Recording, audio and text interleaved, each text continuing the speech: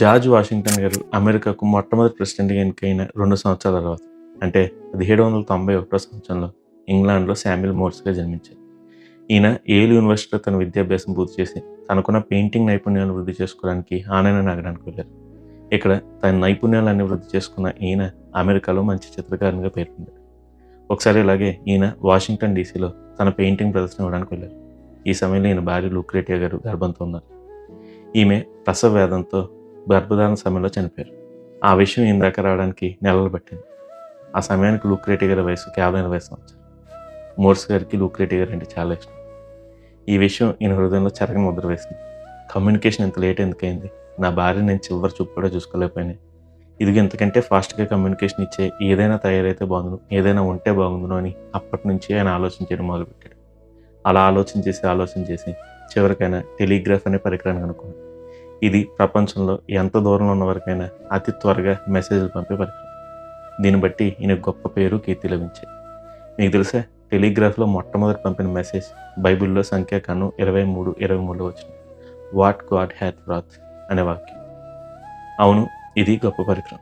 దీని గురించి ఈయన్ని ఎవరైనా అడిగినప్పుడు ఈయన ఇలా చెప్పేవారు.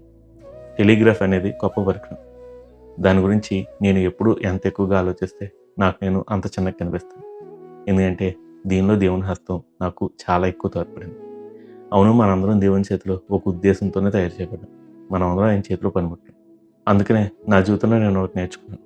మనకేదైనా అవసరం ఉంటే మనం మొట్టమొదటిగా దేవుని మీద ఆధారపడాలి. ఆ తర్వాత ఆయన మన కొరకు సృజించిన మనుషుల మీద ఆధారపడాలి అని చెప్పేవారు. ఎంత గొప్ప మాటలో కదా! శామ్యూల్ మోర్స్ గారు ఒక గొప్ప పరికరాన్ని కనిపెట్టారు. అదే టెలిగ్రాఫ్. ప్రపంచంలో అదొక నూతన ఆవిష్కరణ. దాన్ని బట్టి ఆయన ఎప్పుడూ అతిశయించలేదు. దానికి పోను అతిశయించాల్సింది పోయి ఆయన దేవునికే అతిశయనంత ఇచ్చాడు. నాదేమీ కాదు, దేవుడే చేశాడు. అవును, మన జీవితంలో కూడా మనం అది జ్ఞాపకం చేసుకోవాలి. చాలాసార్లు కష్టం వస్తే దేవుడిది, విజయం వస్తే మనది అని చెప్పుకునే మనం దేవుడు మన జీవితంలో ఎంతగా సహాయం చేస్తున్నాడో మర్చిపోతాం. అందుకనే పౌలు భక్తుడు మొదటి కొరింథీ 4:7లో ఈ మాటలు చెప్తాడు. పొంది ఉండి పొందనట్టుగా నువ్వు అతిశయింపడాలా అని చెప్పి. అవును కదా! మనం ఎప్పుడైనా దేని గురించైనా అతిశయపడుతున్నప్పుడు ఒక్కసారి దానికి ఘనత ఎవరికి చెల్లాలో ఆలోచించాలి. అది దేవునికే చెల్లుతుంది. ఎందుకంటే జ్ఞానం ఇచ్చినవాడు ఆయన, శక్తి ఇచ్చినవాడు ఆయన, సమయం ఇచ్చినవాడు ఆయన, సమస్తాన్ని దయచేసినవాడు ఆయన.